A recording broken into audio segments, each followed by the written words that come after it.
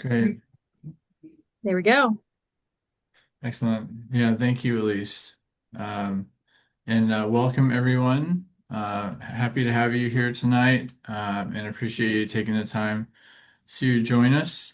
And we're also very excited about the Saturday and our paddle trip. And what we're going to be covering today is going to kind of help prepare you for the paddle trip and some of the weeds that we might see, and learning how to identify them, understand why some of these plants are, um, the kind of understanding the impacts that some of these plants have on our river system and our watershed, and also just having a chance to ask questions, like Elise said, trying to get trying to clear up any questions, or have some more discussion about these weeds that we're going to be talking about.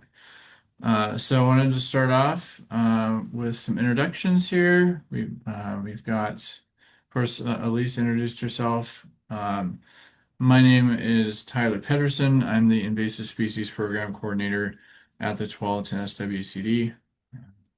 Please go next. My name is Keith Nasman. I am an invasive species technician here at the district. And my name is Coleman Hepner. I'm also an invasive species technician here at the district. Thank you. And yeah, this aquatic weed watcher workshop and paddle trip, this has been going on since I think 2022 or 2023. And it's been a great partnership with Tualatin River Keepers and volunteers. And we're really appreciative of this partnership and being able to do this every year. So some of you, those of you who aren't familiar with the Tualatin River watershed, it's a wonderful uh, river, and as well as many tributaries that drain into it. It's about 80 miles long, and we're going to be doing the stretch this Saturday from Tualatin Community Park downstream to around Browns Ferry Park. And it's a beautiful river, and our Keith here is actually um, one of the River runners. river runners. There you go. And he does a section there near the Tualatin Refuge. Is that right? Mhm. So yeah, it's this beautiful river, and having a lot of eyes on the river is very useful. Obviously, in our case, for weeds, making sure that we don't have any problematic aquatic weeds. And I'm sure we will see some on Saturday, including purple loosestrife, which we'll be talking about. Coleman's going to be touching on later on. So just a little bit about the Soil and Water Conservation District. We were formed, our district was formed in the 1950s, and originally was kind of for rural areas and helping improve soil conditions. A lot of the development of these soil and water conservation districts came out of the 1930s with the Dust Bowl, and trying to prevent a lot of soil loss that was coming, the from the Dust Bowl and the erosion and soil ash. And so it came out of that need. And then with our district, we in 2017 got a tax base, so a tax levy from property taxes, that people pay in Washington County to help provide some additional services and create new programs. And our invasives program was one of those new programs. And it helped us expand not to just rural areas, but also to urban areas for a lot of weed control. And with our district, our mission, we work with residents. We help our community implement sustainable solutions to conserve and enhance natural resources. We provide technical assistance, financial assistance, and we have education programs, like with this workshop, and with Elisa's program, that do tabling and outreach to the community. And Washington County is our service area. So This is uh, a growing county. It's the fastest growing county in Oregon right now, and we're very fortunate to have a tax base and be able to provide these services and work with partners and volunteers like you. Uh, so for our invasive species program, we control and survey target species, which some of these we'll be talking about today. We increase public awareness. We collaborate with partners and residents to prevent the spread of invasive species. We primarily work with plants, but as you'll learn in the presentation, we also do some work on invasive turtles. We do a lot of work providing technical assistance or advice on how to control common weeds. We do a lot of work surveying and controlling what we call early detection and rapid response weeds, which I'll talk about a little bit later throughout the Tualatin River watershed. We have a tool library of weed wrenches that we loan out to people and residents in Washington County. That's that orange tool there on the photo at the right. It helps remove plants like Scotch broom, holly, spruce laurel, and it's really effective, especially when the soil is moist. And then we provide these weed watcher workshops for land managers and communities, like we're doing tonight. The Tualatin Watershed Invasive Species Team, or TWIST, we also like to uh, call ourselves twisters. So these are anyone, it could be residents, volunteers, nonprofits, government agencies, anyone that's kind of helping out in this partnership to raise awareness about invasive species or help control them. And so by taking this workshop and also coming on this paddle, you're now part of our team. So now you're a twister, and we actually have these stickers that we hand out too, so people can put them on water bottles and such. But yeah, so now you're a twister and defenders of habitat. That's kind of our slogan there, because a lot of the work we do to control invasives is to help uh, protect our habitat and enhance our habitat and make it more useful for wildlife. This is a great infographic showing how invasive species can wreak havoc on by damaging habitat, biodiversity, and infrastructure. So as you're going from the left to the right, you see a healthy ecosystem there on the left, and then as you move to the right, you have what in this photo we have some knotweed that is spreading, and it's getting to a point there at the left photo where it's just widespread. It's doing a lot of damage. You can see it coming up through the asphalt, the pavement, through the foundation of the house. You see it crowding out other plants around the wetland there.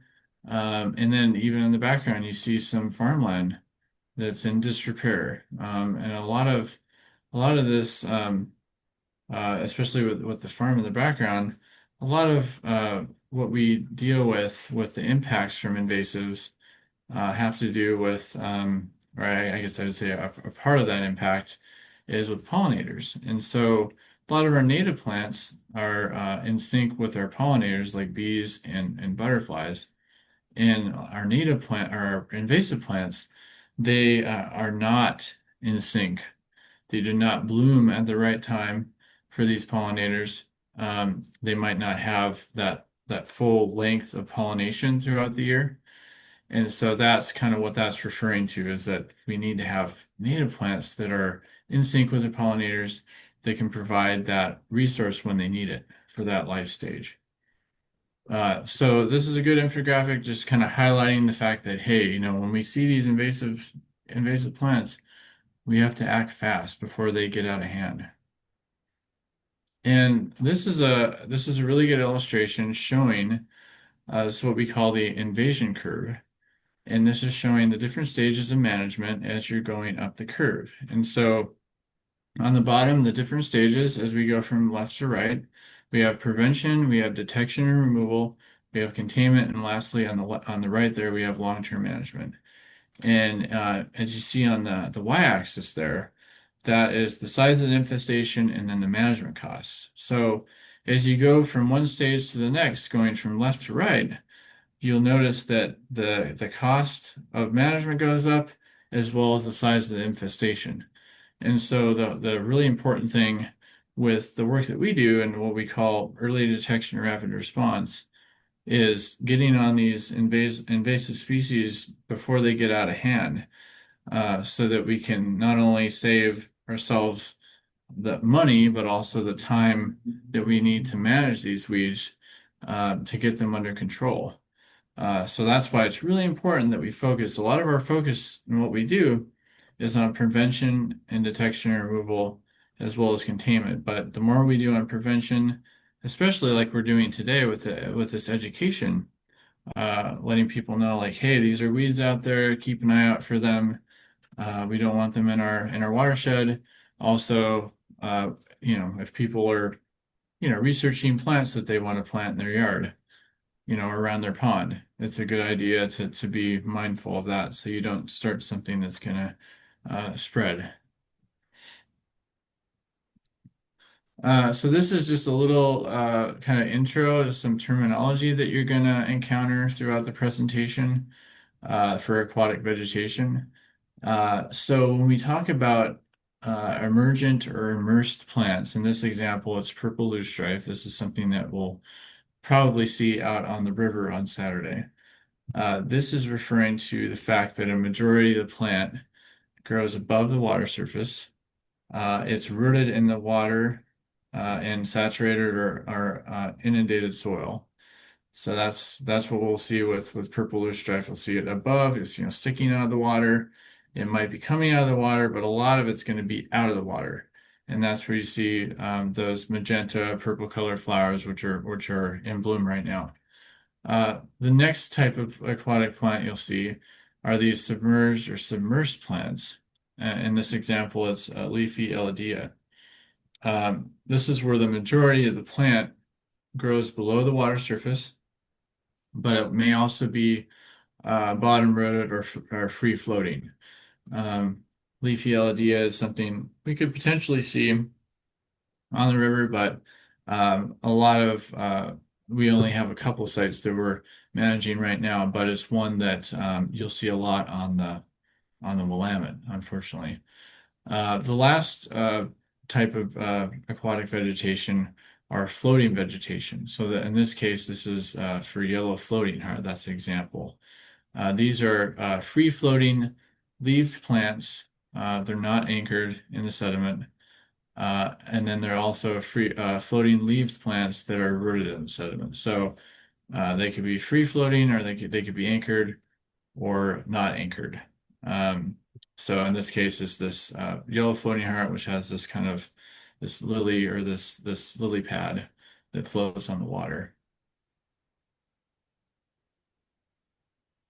All right, so now we're going to get into section of what species to report. What species do we want you to keep an eye out for? And I'll have Coleman kick it off from here. All right. Hello, you guys. I'm here to talk about the species we'd like you guys to report. And if anytime where I'm talking about these plants, you have any questions about them, feel free to throw it into the chat and we can read it aloud and have a dialogue about these plants. So first off, we've got woody knotweed here, but really it could be a number of different species that you're dealing with in the area, but we treat them all the same pretty much. This plant is all these photos show it on land, but it is also quite tolerant of water, so you could definitely see it as an emergent plant from the river going out of the water. It forms tall clumps that can get up from 5 to 15 feet tall. Its leaves are flattened and can be sort of heart-shaped. It produces little spikes of small white flowers. You can see on the bottom photo there. And it produces large bamboo-like stems. We meet a lot of people who confuse this one for bamboo. The stems really do look a lot like bamboo. But it's different in a few ways. The leaves are a little bit different. They're more grassy, I guess you could say, on bamboo. They're much broader on a knotweed, and then also the stem on knotweed is quite brittle. You could definitely like kick through it, or break it easily, where you wouldn't be able to with bamboo. Um, so it's a good idea to look for this plant from late spring to early fall when it's really growing. It is a herbaceous perennial, um, which is just sort of means it's doesn't really produce any wood. It's an herbaceous plant and it lives for multiple years. But every winter it completely dies back to the ground. All that above ground growth stays up there. It just dies and sort of turns brown and dry. Um, and then in the spring and early summer it'll start growing back up and grow some new branches. And then yeah, it's flowering from August to October, so that's a great time to look for the flowers. And look for this plant on stream edges, roadsides, wetlands, and gardens. It does prefer a lot of water, but we have found it in some surprisingly dry sites before. So please report this one if you see it. Next slide. Thank you. Oh. Um, yeah, so here we have a pretty common look-alike. This is pictured here on the right, red osier dogwood, Cornus sericea. This is a woody shrub, so if you look closely at the stems, it doesn't have that bamboo type growth. It's creating true wood that usually is either green or red. The bark is. The leaves are somewhat similar, but then if you look at the flowers, you can see these flower spikes are much more round, a lot more like an umbel or a sort of umbrella shaped, um, where they look a lot more like a spike on the knotweed. So that's a great way to tell these apart.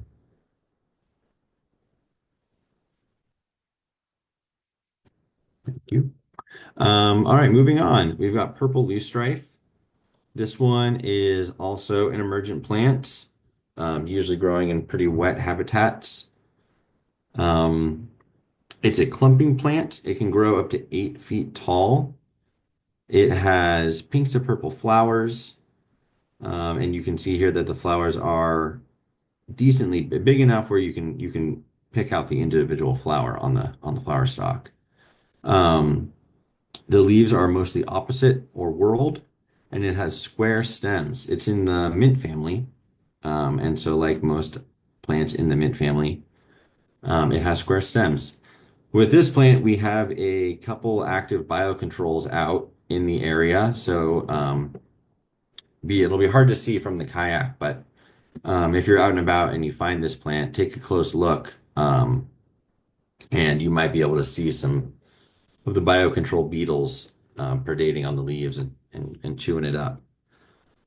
So yeah, so look for this plant from June to September when it's flowering. That's when it's really easy to spot. I mean, if you're crawling through a wetland, these pink flowers really pop. And so yeah, so look for it in a wetland, riparian areas, urban areas, roadsides, and gardens. We have seen it in gardens before. People really like it. That's how we think it's spread around is it's an attractive garden plant. But please report it if you find it anywhere within Washington County. We've got a couple of lookalikes here. So like I noted earlier, the flowers on purple loosestrife are pretty big, pretty big that at a glance you can identify the individual flowers on the flower spike. But then looking over to the right here, looking at Douglas spirea, you can see it also has a pink flower spike, but the individual flowers are much, much smaller and it looks much fluffier. So that's a great way to rule out spirea if you think you've found purple loosestrife. And then moving to the next one on the right here, we've got fireweed.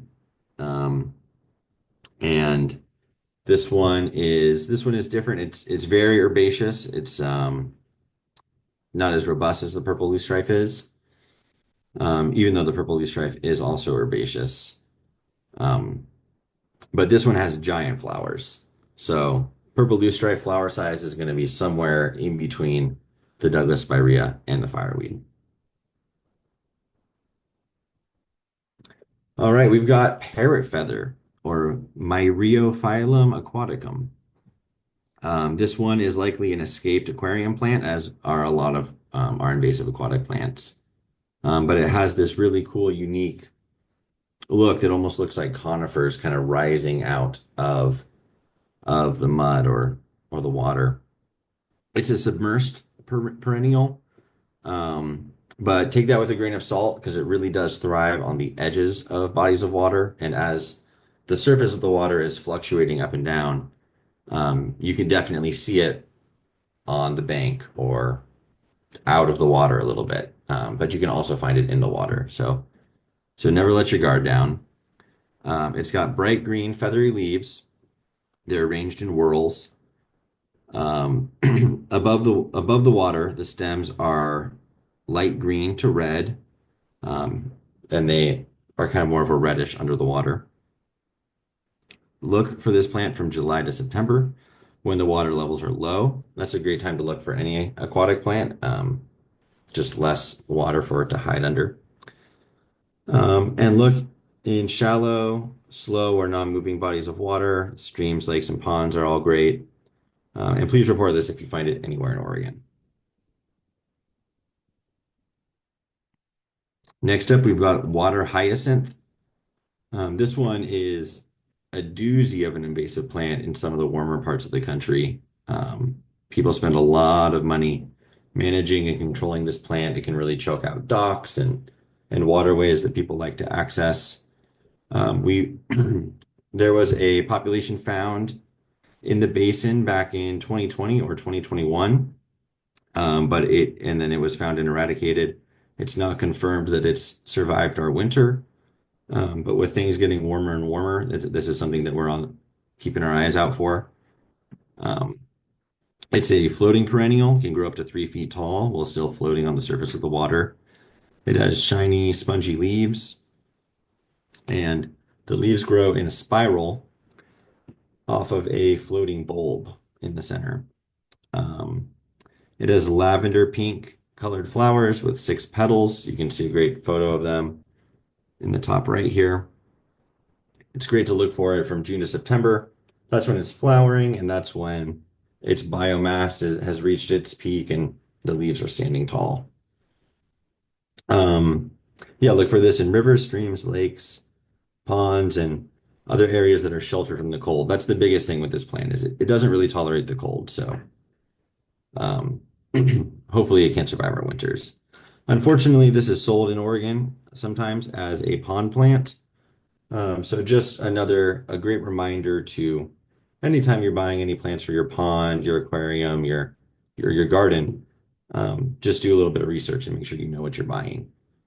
So if you find this anywhere in Oregon, please report it. Next up, we've got the creeping water primrose. It's a Ludwigia species. We've got 2 of them here.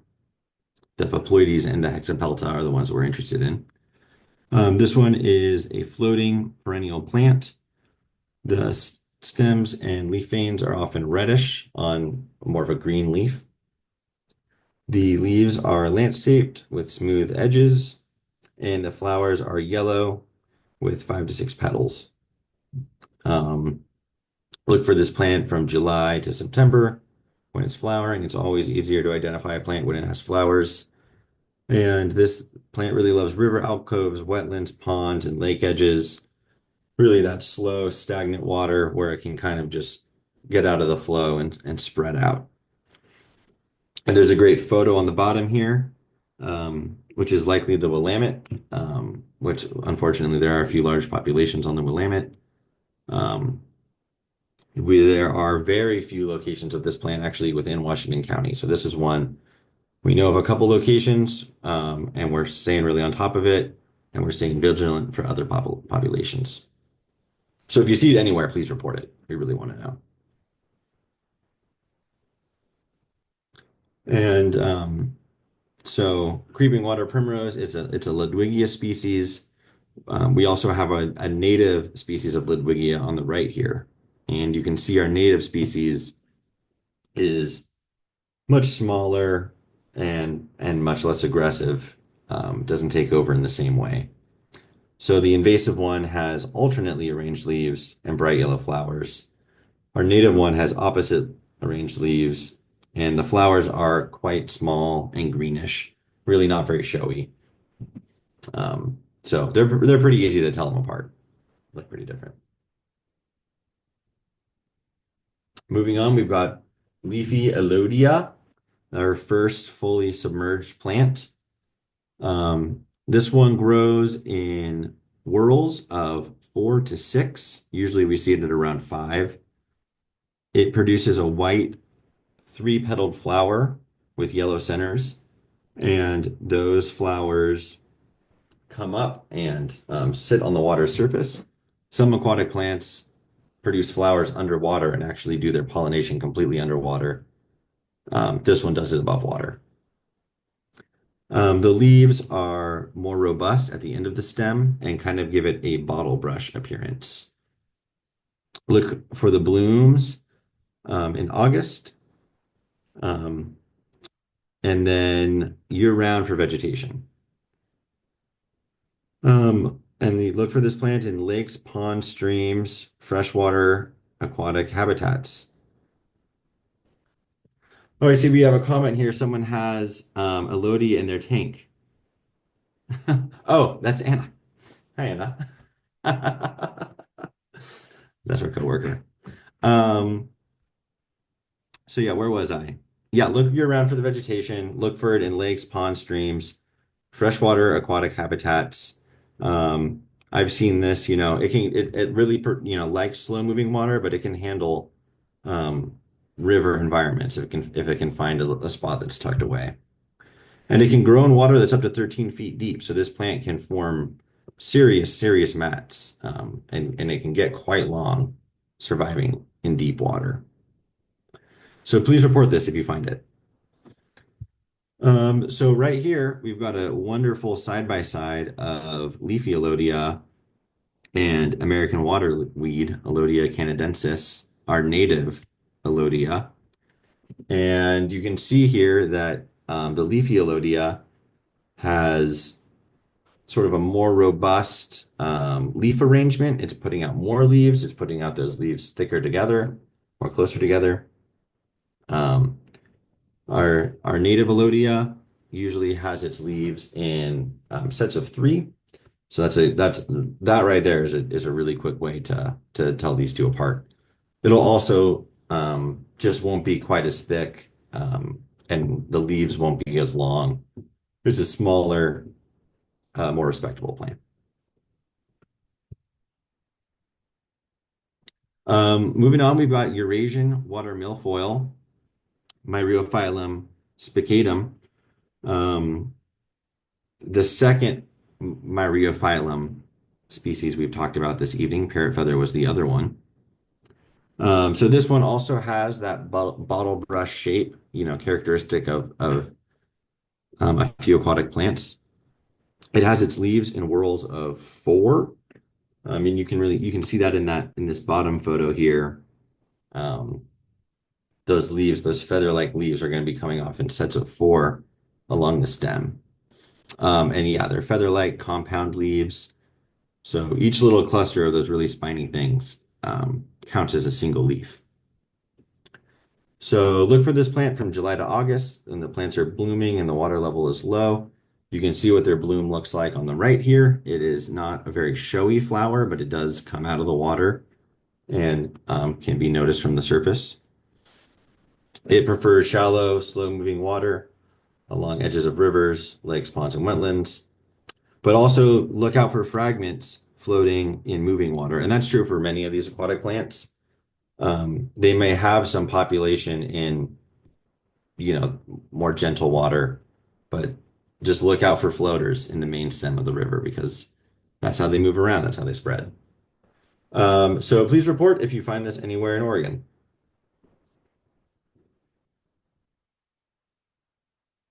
So we've got a few of these right next to each other. On our left here, you've got Eurasian water milfoil, and this is a shot that I think is pretty good because this is probably what you'll see from the kayak or from the river. it's sort of, you've got the water surface kind of messing with things. There's some algae growing on it, but if you see something like that, it's always good, stick a stick in the water, try and scoop it out, to pull it up on shore, take a closer look. And then, so moving right here, we've got coontail, or Ceratophyllum demersum. This is also sort of has that bottle brush shape, but its leaves are different from Eurasian water milfoil in the sense that they're not compound leaves. So if you're looking at the main stem, really we just have these kind of horn-like spikes coming off the main stem, where Eurasian water milfoil and parrot feather are going to have, there's the main stem, there's another stem coming off of that, and then little leaves coming off of that. So yeah, coontail, it's a little bit more simple of a shape, but that's a native. We like it. It does well here. And then moving on, we've got parrot feather. I added that as a lookalike because it's in the same genus as Eurasian water milfoil, and they do look similar. Um, Although parrot feather is definitely going to have a lot more growth coming up out of the water. It definitely wants to be emergent if it can. So yeah, Eurasian water milfoil, parrot feather, report those if you see them.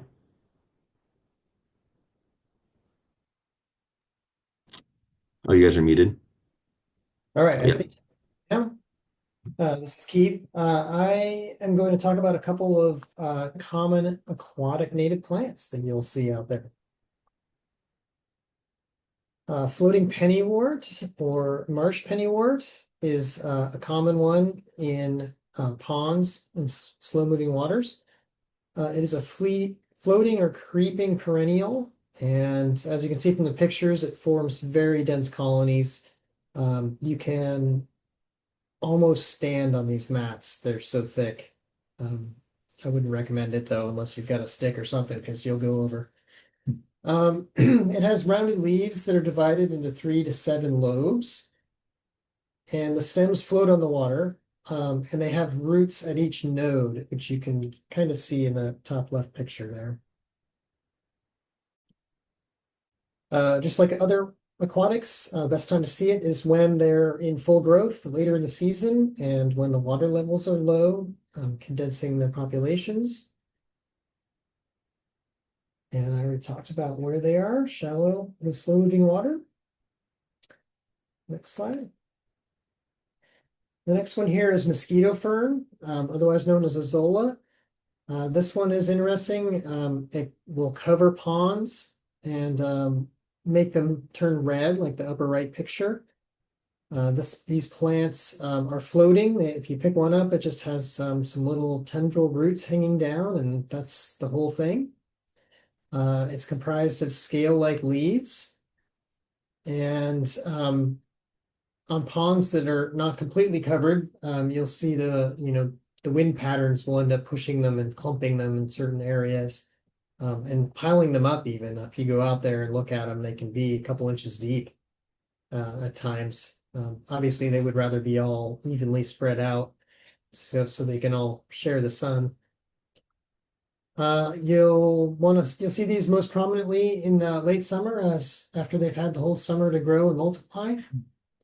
And they like slow, shallow-moving water, or shallow, slow-moving water along the edges of rivers, lakes, ponds, and wetlands. Now we're going to talk about some turtles. We have 4 turtles in Oregon. We have 2 invasives and 2 natives. The first one we're going to look at here is this common snapping turtle. This guy is native to east of the Rockies and was brought over to our lovely county, most likely as a pet and then released. Now we have quite a few of them in the Fano watershed. They're pretty easy to identify because they look dinosaur-like. They have a long serrated tail, and the back end of their shell zigzags or is serrated, and they can get up to 18 inches, so dinner platter size in diameter, well over 20 pounds. They have these, just look at those legs. I mean, they're just so chunky. Chunky legs, vicious looking claws, and if you get the business end there with the bill, the beak, the mouth, don't get too close to that one because these guys, the older adults are very aggressive, and they have a really long neck. They can reach halfway back on their shell, which is pretty impressive when you see the size of these things. And they're very fast. I mean, they just whip their head around and whack the back of their shell, and if your finger's in the way, well, you might not have all of your finger. When to look, these turtles, to my knowledge, don't estivate or hibernate. They are active slowly all winter long. We had a report, not last winter, the winter before, where somebody was at Summer Lake and heard a bird squawking, an egret, and they watched it get pulled under the water, and then in December. And the only thing that would do that in December out there would be one of these snapping turtles. If it wasn't a snapping turtle, I really don't want to know what it was. So they are active year round. You can see them all year round, but they're way more active in the warm weather. Just like all reptiles, the warmer it is, the more they'll move around. And you can see these in any freshwater bodies in the county: lakes, rivers, canals, ponds. Our next celebrity contestant here is the red-eared slider. This is another invasive one. It is characterized by the red stripe behind the eye, as you can see in the upper picture, right in the ear position. That is very commonly the fastest way to identify these guys. Some of them that get older, that red will fade, and that makes people have to do a double take. But most of them have the red stripe there. They have a dark brown to olive shell with a slightly serrated edge at the posterior end, which is a little more visible in the lower picture. If you flip it over like the picture, it is a yellow background with black spots. That is a dead giveaway that you're looking at a red-eared slider. Again, the best time to look for these guys is sunny days when they're basking on logs or rocks. They tend to be pretty skittish, so you'll end up seeing them far away. And if you try to get close, they'll just bloop right back into the water. So binoculars are good to have along to take, use your binoculars first and then approach to get a better look, because you might not get your binoculars on them if you try and move closer first. Any waterways, again, is where you'll find them. And both of these turtles, they are invasive, and we and Oregon Department of Fish and Wildlife want to know where they're being found, so please report them. So now on to our two lovely native turtles. The northwestern pond turtle on the left. These guys have a more flat shell. It's a very smooth shell. And if you can get up close to them on their neck, under their chin, they have a beautiful creamy white and dark striped skin. I've had the pleasure of trapping these guys down in Yamhill County, and they're adorable. They don't bite you. You can hold them all day long. And they're just chill. They're really cool. The western painted turtle is the other native. And you can see these have the yellow stripes on the head, kind of like the red-eared slider, but there's no red. You can see on the very edge of the shell on this picture that it has a little red in it. If you flip these guys over, they have a red shell on the bottom with black spots. So if you see red that's not on the head, it's a western painted turtle. So those are our two natives. We have found western painted turtles in the Fano Creek. So I would assume they're in the Tualatin main stem as well. I haven't heard too much about northwest pond turtles being in rivers. I think of them more as a pond kind of creature. They're more rare here in the county than the western painted. So we've talked about a lot about reporting. And how do you do that? Well, you go to the Oregon Invasive Hotline website. It's available both on laptops and computers, and it will resize itself on your phone to allow you to report from your phone. We recommend reporting from your phone right when you're there with the specimen, because if you take a picture or activate the map on your phone, it will automatically zoom into that spot and take that spot as the location. Obviously, when you're reporting, the location is very important. So we want to get that. If you do report from home, like if you take a picture of something and then you don't report it, but you remember at home, that's fine. We want that report, but just make sure you move the map so that the little arrow is pointing to where you found the plant or the animal, not at your house. Because as lovely as your house is, we'd rather see where the plant is. Next slide. So obviously, when you're doing a report, this is being submitted electronically, and the expert reviewers on the other end, maybe us, we really can't help you very much if we don't have a picture. So pictures are extremely important. When we advise people to take 2 pictures, one of them is at a distance, like on the left, and this shows us where the plant is growing, what's around it, and it really helps to have a signature, even larger object near that if we have to walk out there and find your plant, we can see the bigger thing and get zeroed in on where it's at. Like in this picture, it's not super prominent, but that big tree, frondy looking tree behind this knotweed is a black walnut. So we would be able to go, all right, let's look for some black walnuts and look underneath and see if we can find this knotweed. The other photo would be a close-up. This helps us with the finer details of identification. It can be, a shot like this. And you can have more than 2 shots too. If you want to go show us the underside of the leaf, by all means, turn that leaf over, take another picture, zoom in on a bud or a flower. It all helps. Next slide. So as Tyler mentioned during the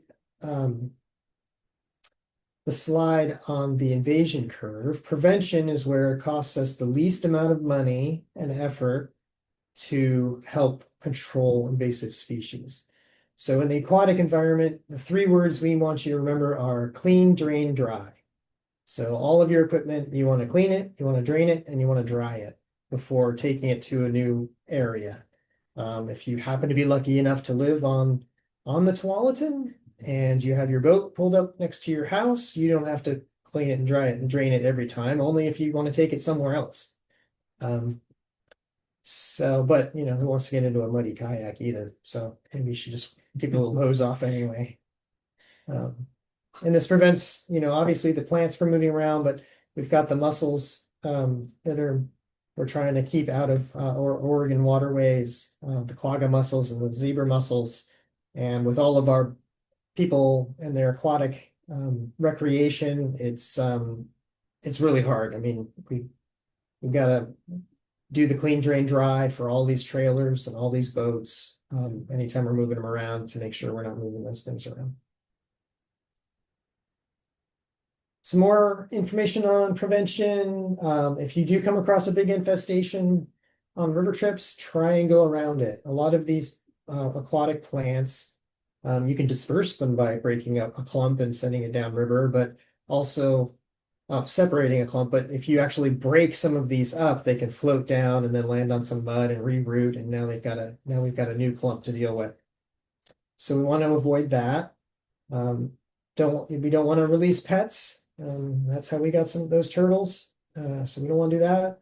Same with the aquariums. And if you do know somebody who has an unwanted pet and doesn't know what to do with it, or finds out that it's a one that you're not supposed to have, they can reach out to the Oregon Department of Fish and Wildlife, and they will take them off their hands. So that's it for today's presentation. We'll open it up to more questions if you have any. And thank you so much for being with us here for this. We will have aquatic guides that we can give out at paddle day on Saturday. If you haven't already received one of those, that has all of these species and more in it. And we look forward to getting out there and paddling with you on Saturday.